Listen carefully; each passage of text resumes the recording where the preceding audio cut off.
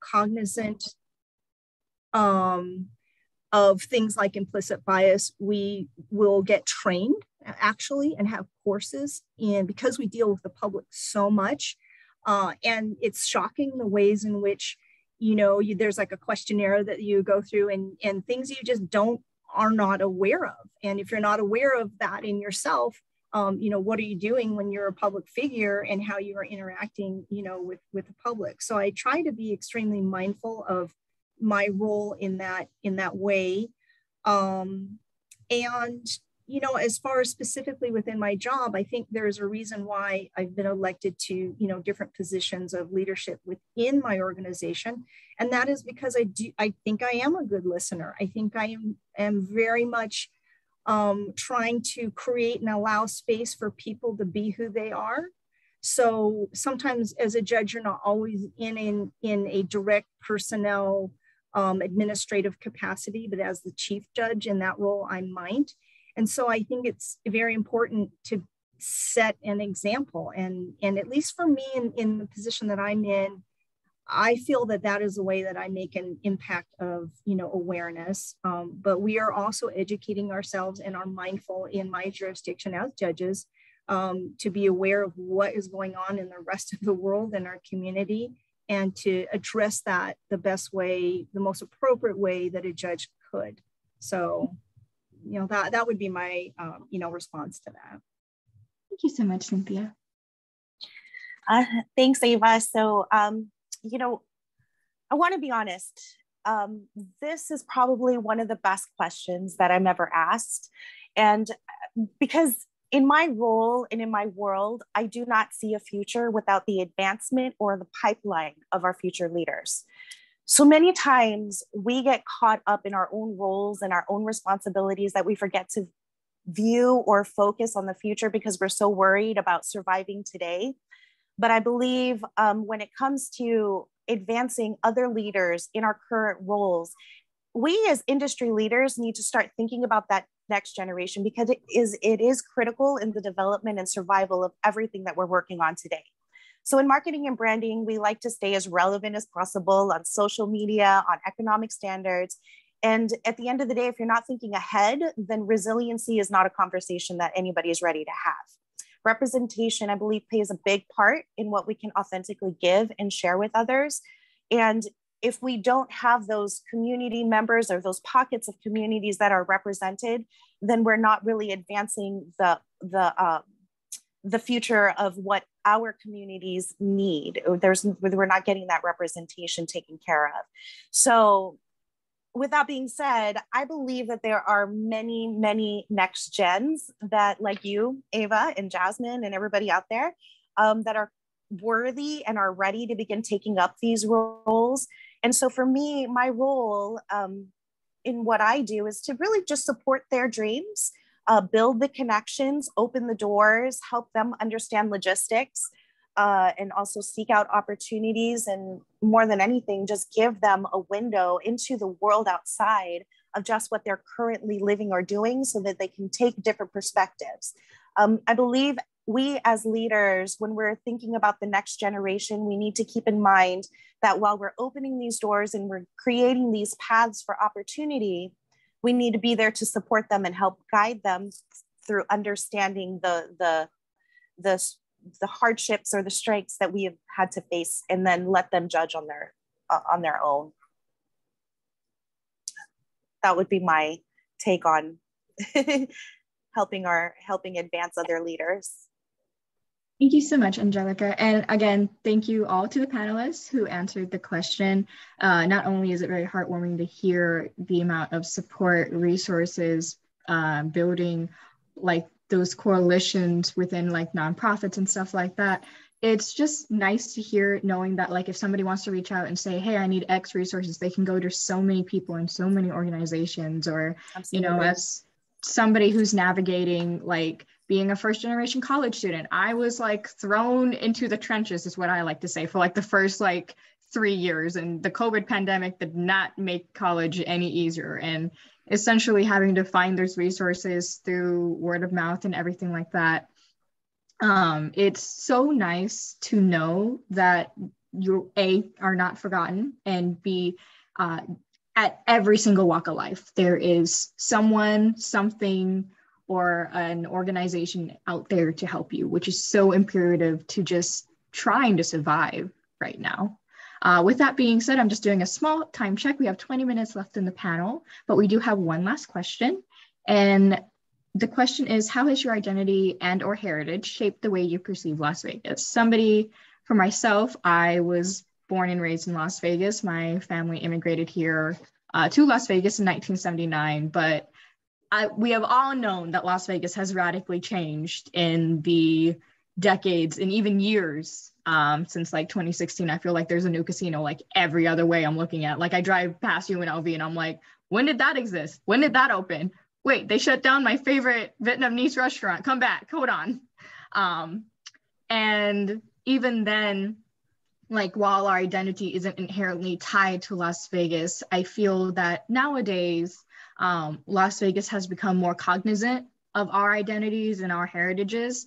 And it feels as either we're kind of like, hey, come to this AAPI Heritage event.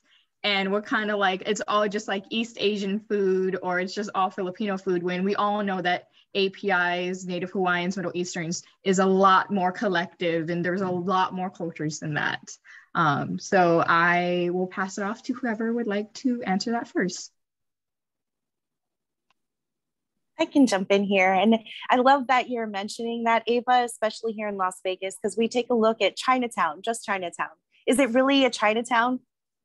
It's more like an Asia town, right? It encapsulates like all the variety of different ethnicities. And so that's really important. So for me, like heritage, my dad is Filipino and my mother's bloodline is indigenous to Guam. So I'm Chamorro. And outside of food and music and my personal alignment with my bond with my ancestry, I wish that I could say I had a strong foundation in my heritage as I was growing up, but unfortunately that wasn't the case. Several years ago, a very good friend of mine asked me to sing the national anthem for the Democratic presidential debate here in Las Vegas.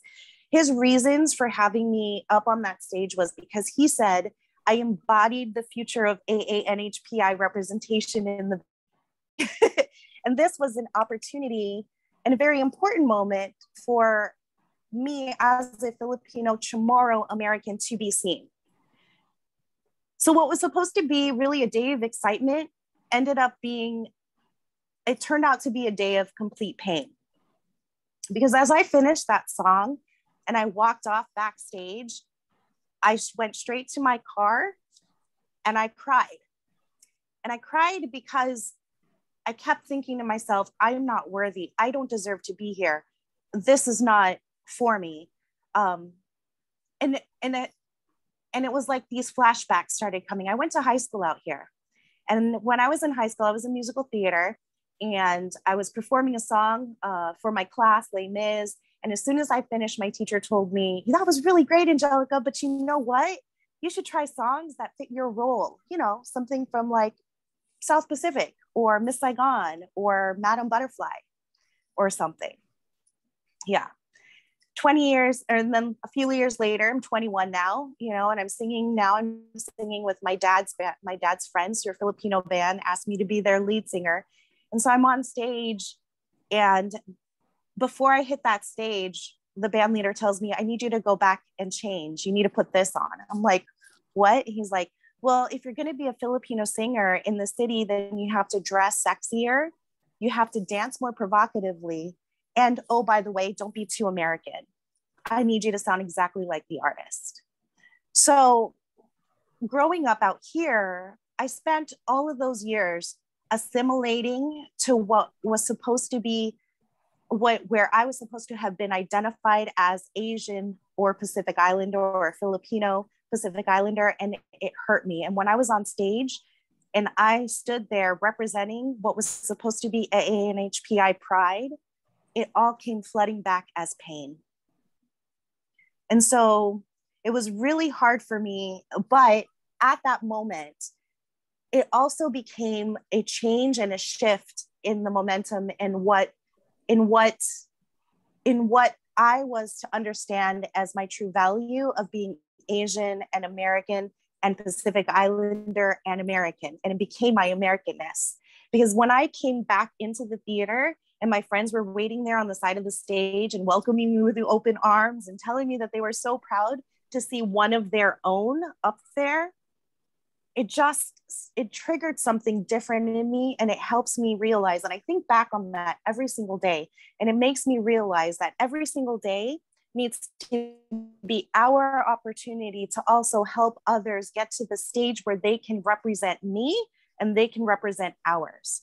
So while Las Vegas is very diverse in its ethnicity and in its what we can get on food, music, culture, it's still those implicit biases and those systemic barriers that still hold us down, which is why we need those representatives and the representation out in the streets, out in social media, out in the media, period. And on the benches, like our judge here, you know, and just representing that though we may look, we're not perpetual, that whole perpetual aliens thing. We are Americans, and we are part of the social fabric of this city. Thank you so much for that powerful thing. Oh, sorry about that. No, that is so powerful, Angelica. And you're so young. You said you're 21? Oh gosh, no. Oh, when you were 21. I'm in my 40s. When I was okay. 20. No, I was going to say, the 20-something-year-old in here. Okay. Yeah, no, I'm the 20-something-year-old in here. You're okay. But my daughter is 20. As someone much older, yeah, you're I'm much older. But what strikes me about that is, and in thinking about my heritage, is, you know, other people don't get to define your identity, right? Mm-hmm. They do not get to define your self-worth. And the thing that my experience in Las Vegas, and it may be different because I came here as a lawyer when there was no law school. There was a void, a need for professionals. So for me, when I came here, there was opportunities. That's why I came here. And I felt like there was a sense of individuality that was embraced. They embraced me when I came here. And that may very well be because of the profession that, you know, I started out as a criminal defense attorney, and the criminal defense bar was so welcoming. They're like, you know, I looked in the phone book, I cold called a Chinese lawyer. I said, hey, tell me what it's like living in Las Vegas. And he was like, please come here. Please come here. We need professional, you know, Chinese, Asian, whatever. We need more people here. And and that has proven to be true. But listening to your story, I resonate with it because my mother was born in China. English was not her first language. And she came from a very privileged background. She lived in Shanghai during World War II. And then before the communists took over, her family moved to Taiwan. She had that gilded cage upbringing, but she left everything because being a good Chinese daughter and all of that, she did not fit that mold. That's how she ended up in the United States. And my father, you know, he grew up during the Depression, poor, self-made, I mean, complete opposite end of the spectrum. He picked fruit as a child. He worked his way through college. He put himself through UC Berkeley. And so the two of them clashed, and they create me and my sister. And you were saying that you wished you had had a strong, you know, background or a stronger background in understanding your culture. And, you know, we didn't grow up speaking Chinese because English was the language my parents could speak with each other. So I have that same sense that you do. But what I realized about the way that my parents have incorporated their culture and what they passed down to my sister and I is you get to choose what Chinese American experience is. It's my story. Your story is your story. So don't let anybody tell you, right, what that value or what that identity is. But it's taken me a long time to understand that about my parents' background and how different they were and the ways in which what's American, what's Chinese, what is, you know, what is a good, you know, daughter do or not do. And it's complicated. This is a complicated question, Ava.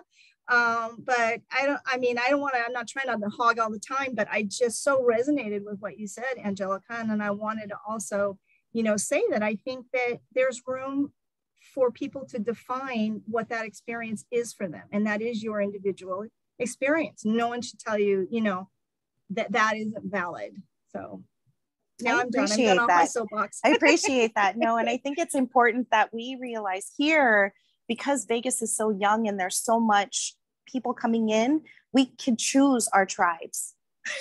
Yes, I agree with that.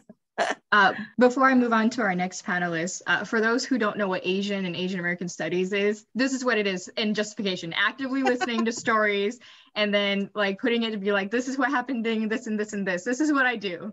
And it just really warms my heart hearing our two panelists right now. So I will move on to Terry, Emory, and Doreen. Yeah, I think my story is unique in the sense that I grew up amongst all Asian Americans. My high school is one of those like Lowell High School in San Francisco that you hear about, or Stuyvesant High School in Brooklyn. I grew up in Princeton, New Jersey, where a lot of my classmates, over 50%, were Asian Americans.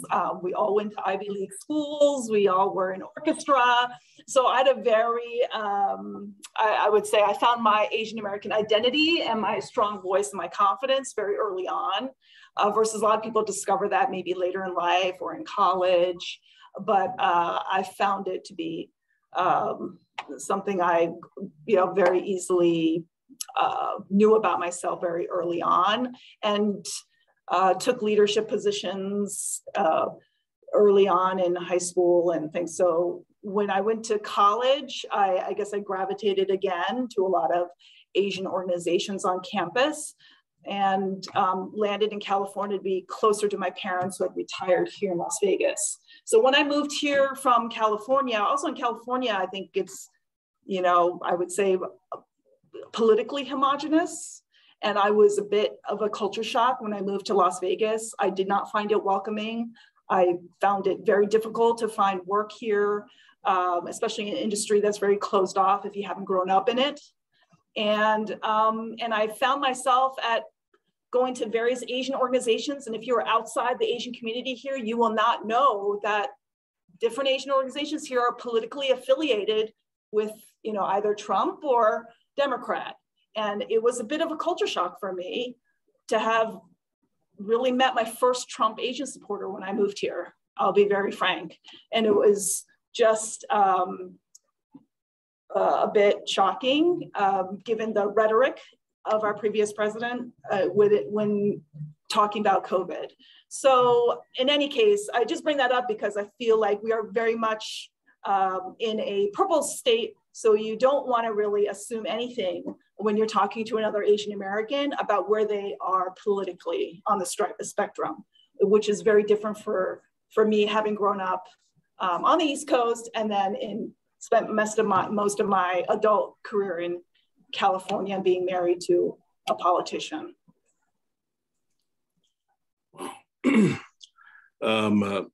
Sitting here and just listening to you beautiful young ladies and how you're empowering me to understand as a listener and observing. I am obviously Hawaiian, but I'm also Chinese, Japanese, Portuguese, and Irish. Now, obviously, I came from the plantation days back in Hawaii, where everybody got mixed up. And but for me, I ended up in Las Vegas, a military brat. Now, I came here in 1980 to Las Vegas. I was 10 years old. Now, I was received as either Spanish or Black, and that's what I was. Now, there was nothing about knowing what a Hawaiian was. I had people question that, so you're Hawaiian, you're from Samoa? Like, no, I'm from the state of Hawaii. And when I say either Spanish or Black, I tend to run where the neighborhood was. I got in trouble a lot living in Las Vegas, growing up here in my teen years. Went through the whole justice system, not college, but the hard way. And I was asked to leave Las Vegas.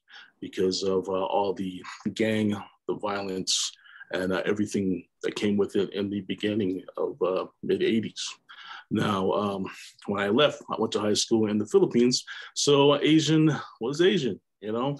It was, the minority was everybody else. But coming back to Las Vegas and understanding, I never had a problem because of my size, you know? They always said, oh, that's security, you know what I mean?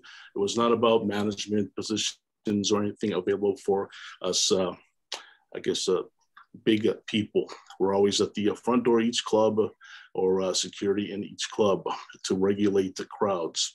Now, obviously it stuck because it was a good fit for the Polynesian people because we got into certain places and we used our our minds to literally, you know, be friends with a lot of high-powered people, like hedge fund people, stars, rock stars. And we became personal security to a lot of these people because of our size, but also it was about our heart.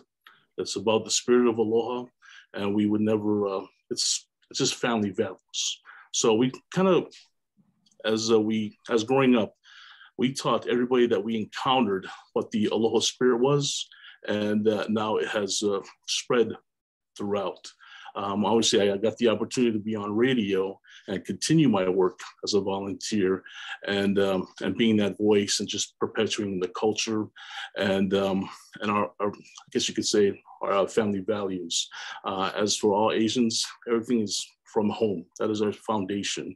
And just listening to you ladies, I think I found new friends that I can count on to move forward, and me being the voice and helping each person on this panel or people listening that, you know, I am here for you folks to, you know, get the word out.